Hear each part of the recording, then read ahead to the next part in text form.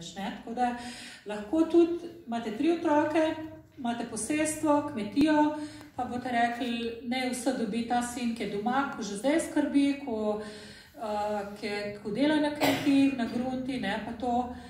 In takrat izročite vse enemu, ostala 2 sta mogoče dobila kakšen les za hišo, za gradno hiše, mogoče ste jim dali kakšno parcelo že ali karkoli, v glavnem dobila sta nekaj malega ali pa celo nič. Takšna pogodba bo veljala, če bodo sodelovali vsi družinski člani. Če en ne bo sodeloval, če ste ga pozabili, prezrli namenoma, zatajili nezakonskega otroka, recimo, takšen bo to pri tej pogodbi lahko zahteval nujni delež. Tako da je to je treba pač vedeti. Tako da notar, ko bo to pogodbo delal, vas bo vprašal, koliko je otrok, kje so, tudi če je kak od otrok umrl, pa da je namesto njega zdaj vnuk,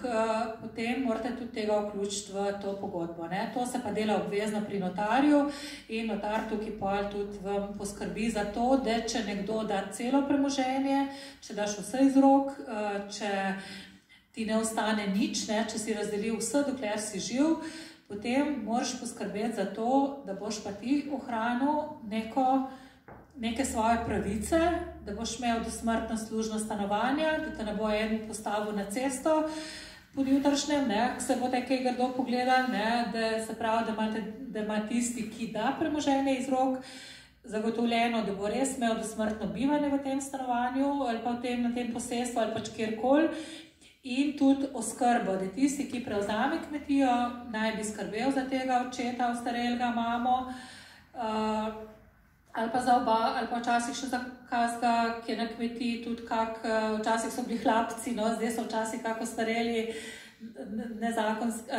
kako stareli bratje, sestre, recimo,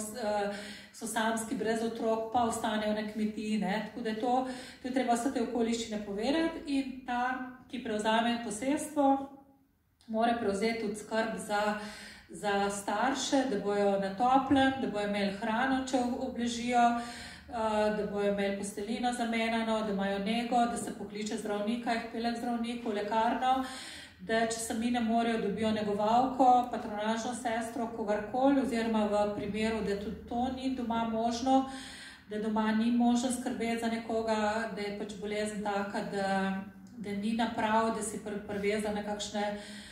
na kakšne aparate ali pa da je